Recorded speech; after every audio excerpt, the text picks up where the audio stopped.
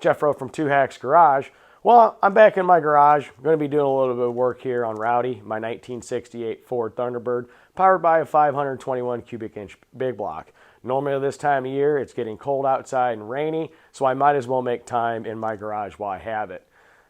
A lot of things going on with Two Hacks Garage. We're going to be up at Kyle's shop working on a 1971 Chevelle. I've been at Jimmy's a whole lot working on engine building and machining. And come January, we got a really cool surprise coming that's just going to blow everybody's socks away.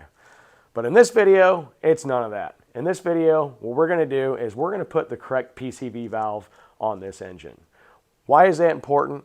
Well, your PCV valve, which stands for positive crankcase ventilation, what that does by engine vacuum, it regulates all the crankcase pressure in here and also helps get all those unspent gases and fumes created by blow-by out of the engine, back recirculate into the base of the carburetor in the intake and burns it off. It's kind of like a revolving door of the gases being built. It comes out, it goes back in, it burns it off. A lot of guys, they just run breathers on these, and in some cases that can work just fine. I'm not an expert on this. I'm not here to tell you what to do. It's your application. You do what you feel is necessary. But in my application here, what I want to do is I want to get all those gases out created by blow-by, and every engine does have a minimal amount of blow-by, and get those out, recirculate them, reburn them off. In addition, if you have too much positive crankcase ventilation or crankcase pressure, you can actually have oil leaks form on that. What happens is there's so much pressure in that crankcase, it's trying to find the weakest point. Those weakest points are going to be gaskets and seals and all that. It can actually blow by that and create oil leaks. So what I want to do is I want to get the proper setup on this, not only to release the gases, but to relieve that pressure. Now, factory PCV valves, they were created around 1961. It kind of replaced like the downdraft style or that tube. Those didn't work too well because at idle, they weren't doing their job. So around 1961, they created a PCV valve. It runs off engine vacuum and helps get all those gases, like I said, and that pressure out. Well, in highly modified vehicles or any vehicle with a higher than stock cam, a lot of times they're not creating the manifold vacuum needed to open that valve and get that pressure out. So how do you solve that? Well, in my case, what I did is I talked to my friend Kyle. We did a whole lot of research, and we found a solution that has been proven to work, so I went ahead and bought one. So what I did is it's an M.E. Wagner Performance Dual Flow Adjustable PCV Valve. Now this is tunable. I've already looked at their instructions a little bit, and there's 3 settings on this, which we'll get into later. Basically, it's pretty simple install. It's almost exactly like installing a regular PCV valve, but you can actually tune this one. Like I said, there is 3 different ways you can tune it. It's dual flow, so not only does it get that engine gases and blow-by out, but it also relieves the crankcase pressure depending upon your actual engine vacuum. Pretty simple install, guys. So what we're going to do is I'm going to show you what's in this box and kind of what's needed to make this happen. Stay tuned, guys. You don't want to miss this. All right, so what do we have here? Well, M.E. Wagner Performance Dual Flow Adjustable PCV Valve, number DF17. Again, and like my last product I reviewed and installed, this is also made in the USA. So you know what? I'm going to give a thumbs up to that. So what's in the box? Well, we're going to find out. First off, it's actually got the valve here. We're going to open this up real quick before we read what it says on the top. So here's the actual valve itself, and as you can see, which we'll get into later, it talks about the different ways to adjust it. And there's your dual flow system. It's nice quality aluminum, so we're going to go ahead and set this down. So what does it say on here? Tuning video, an easy to follow tuning video which follows our shop manuals available on our website. They have an actual great website with a lot of technical know-how and additional information per your application. I'm not going to read this to you. You can actually go to their website for yourself and check that out. Of course, here's your additional 10 horsepower sticker. Always great for a fridge, toolbox, whatever. Pretty neat. Gonna save this. It's got spacers to add more difference between the baffle plates and all that if needed. So that's kind of nice. And one thing great about this I've noticed is all their parts are bagged and labeled appropriately and even say what they are. Another bag with parts. This is the vacuum gauge tuning kit, so that's kind of neat. So not only does it come with the valve that is completely tunable, it does come with the tool needed to actually do your tuning. low vacuum spring. So this is I've already read up on this. In some cases with this, you're going to need a low vacuum spring. Depends on how much inches of mercury you're actually making at vacuum idle. That's hot, by the way. So yeah, again, another product that has the spring. It's telling you what it's used for, and it's bagged nicely. What else we got here? Extra main body fasteners. Those are always nice to have. Extra hardware is always good to have. Allen wrench for cruise circuit screw. That's pretty cool. What this is used for is your cruise circuit is when you're actually driving. You can adjust it with that. We'll get into that later if needed. And of course, it comes with the instructions.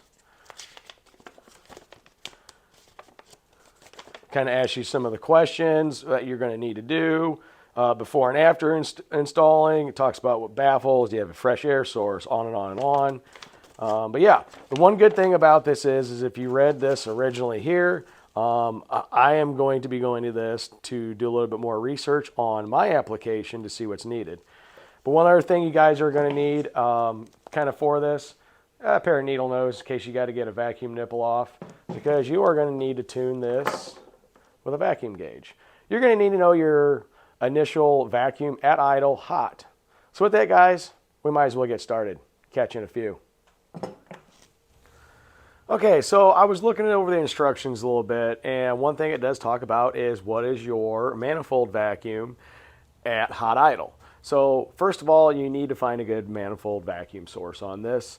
I'm pulling right off the carburetor at a full vacuum port, which on this style carburetor here, which is a quick fuel, which is basically a Holley 4150, there is a port here. So basically all I did was pull the nipple off and I hooked up my vacuum gauge. There's different areas you can pull from on this. Always go by your application to do that. However, this is what I'm going to pull from here. So basically all you need to do from here is fire it up, get it up to operating temperature, and check your manifold vacuum and write that number down. As you can see, I just have the normal breathers here, and my PCV valve is going to go in the back.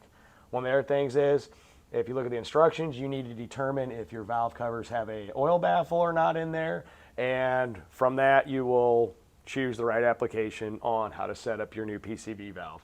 I do have oil baffles, so I'm good on that. So with that, guys, I'm going to warm this car up, and then I'm going to check manifold vacuum. See you in a few.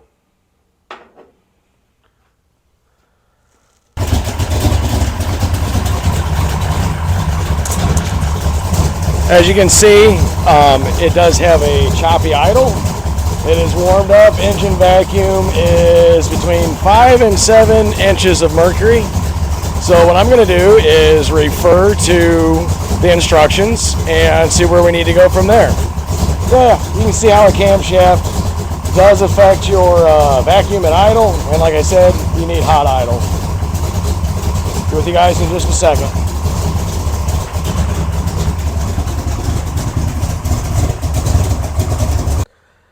All right, so after knowing my inches of mercury at hot idle vacuum, I went online and followed their easy instructions that they have provided online, and I determined that I am going to need what's called the fixed orifice method for this. So there's basically three methods to use this.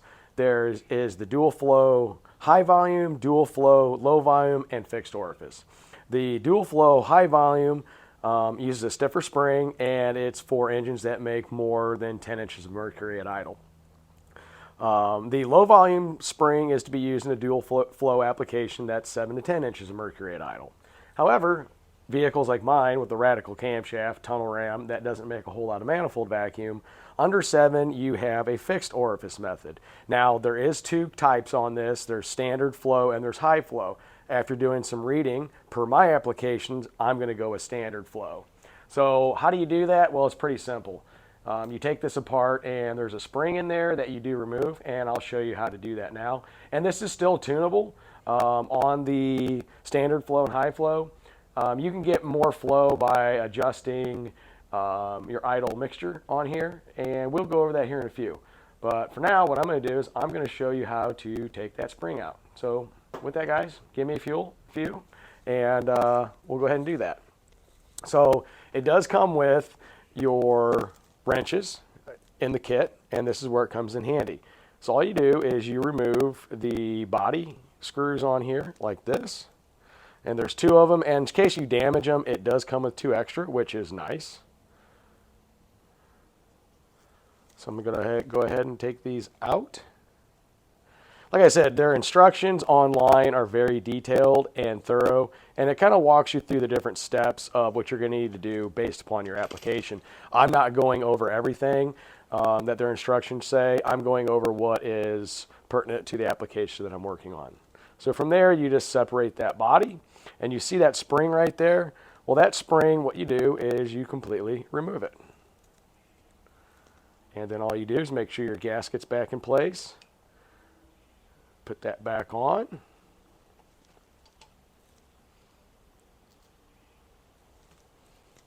Put your screws back in.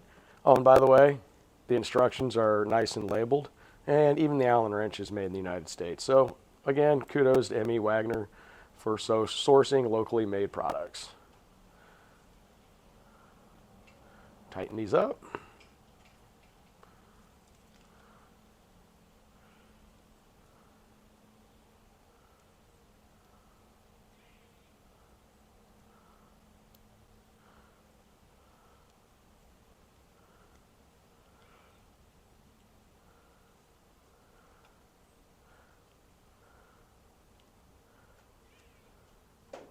There you go. So now I have a fixed orifice method because of the tuning or the inches of mercury I have at hot idle.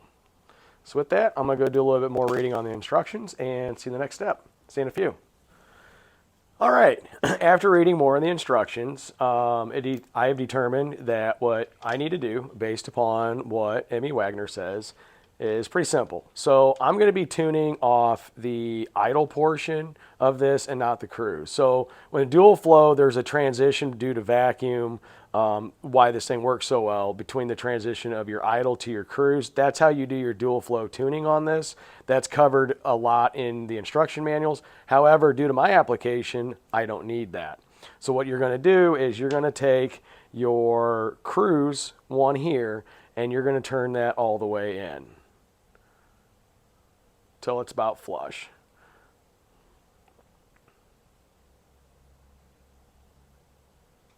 Now, like I said, setting this up is determined on your inches of mercury at idle. Anything from 7 to 10 and 10 and above, you will use dual flow. However, in my application, I actually need to go less than that, which is fixed orifice. 2 settings on that, standard flow and high flow. I'm going to go with standard flow. The way you do that is you lightly seat your idle portion on this, which is about right there, and then you have counterclockwise revolutions. So there is 1 is the minimum, 11 is the maximum airflow. You tune this by driving, but for now, what we're going to do is we're going to set a base on this. I am going to go 1, 2, 3, 4, 5, 6, 7,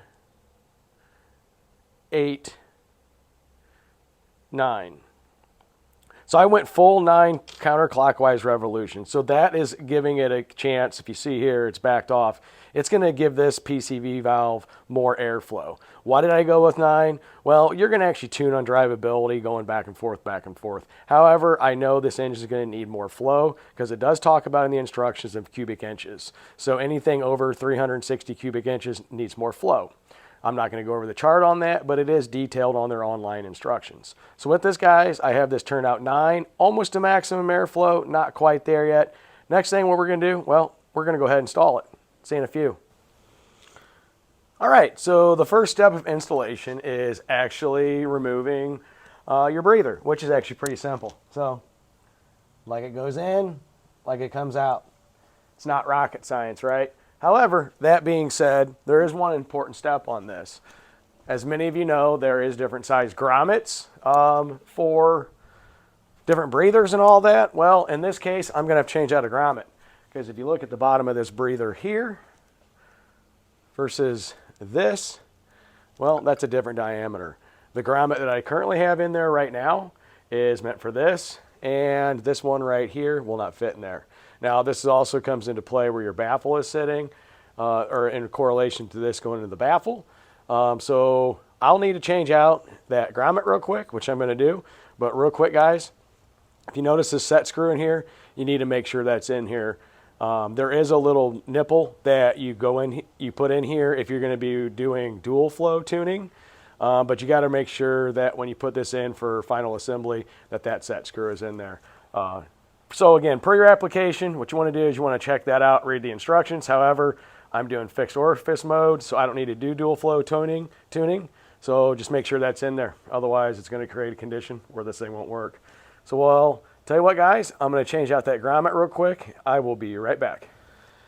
All right, well, I got the grommet changed out. Didn't show that in the video. Pretty cut forward, pretty simple. Pull the old one out, put the new one in.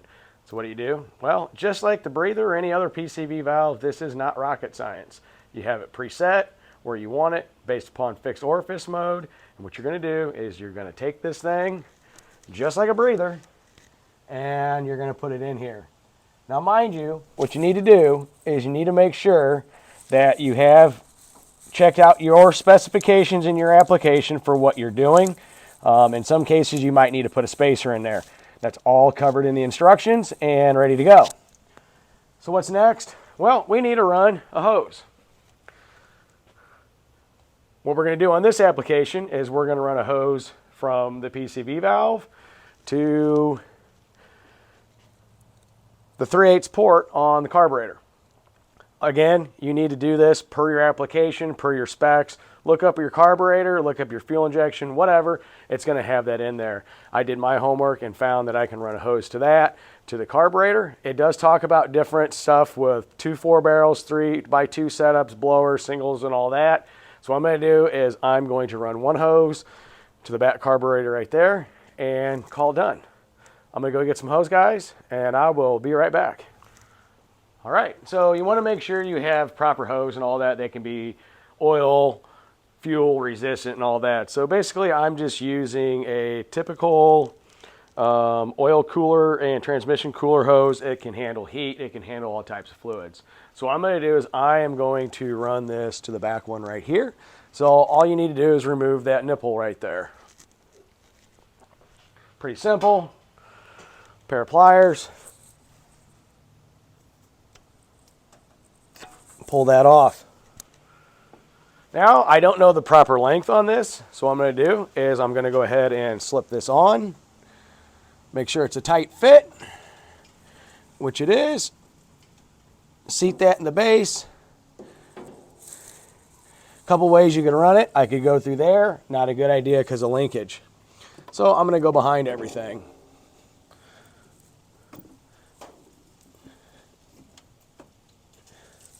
So yeah, it's installed on that part right there. Now what we're going to do is we're going to go on the other side. All right, well, here we go. So I have it ran to the other side right here. Seems to be a little bit long, but not too terribly much. I want to make sure I don't have a whole lot of bends going on. So what I'm going to do is, all I'm going to do is cut off a little bit, probably right about here. Let me go check the other side to make sure it doesn't put a kink in that hose.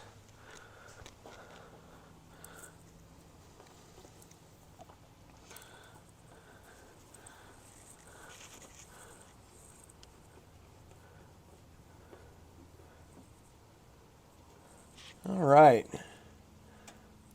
It's a much better routing. Okay.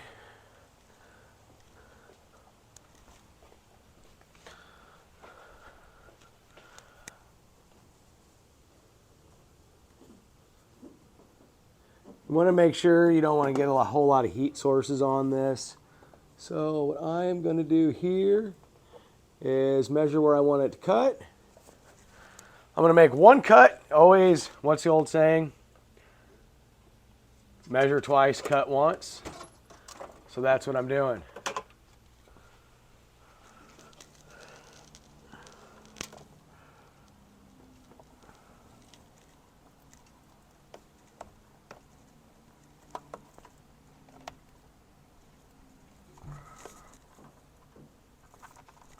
Marking my cut.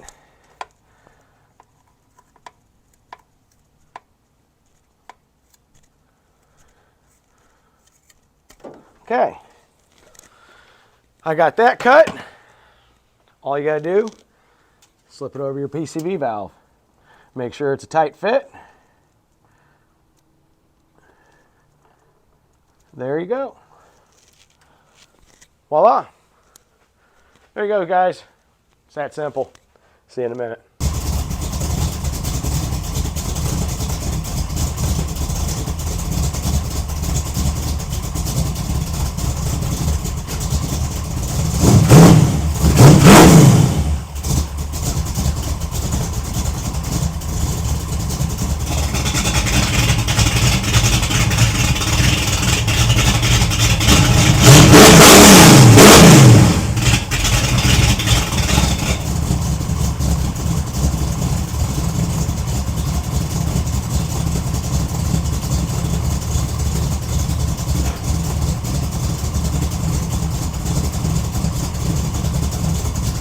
Well, there you have it, guys.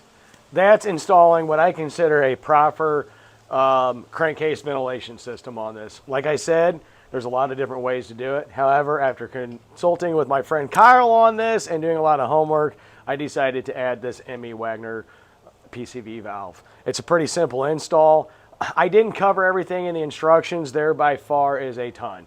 Their website is full of information, tutorials, testing, you name it.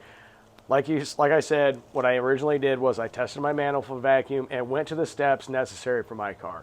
What do I do from here? Well, I go out and drive it and tune from there. That little screw, it's adjustable, even though it's in fixed orifice mode. But you know what, guys?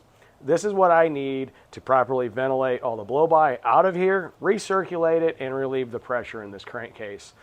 Got a lot of money in this engine. Every little bit helps to make sure that the lifeblood of this is going to last so I can keep on beating on it like I do in Cuba and at the drag strip. With that, guys, currently as you're watching this, I'm on vacation. I should be back soon.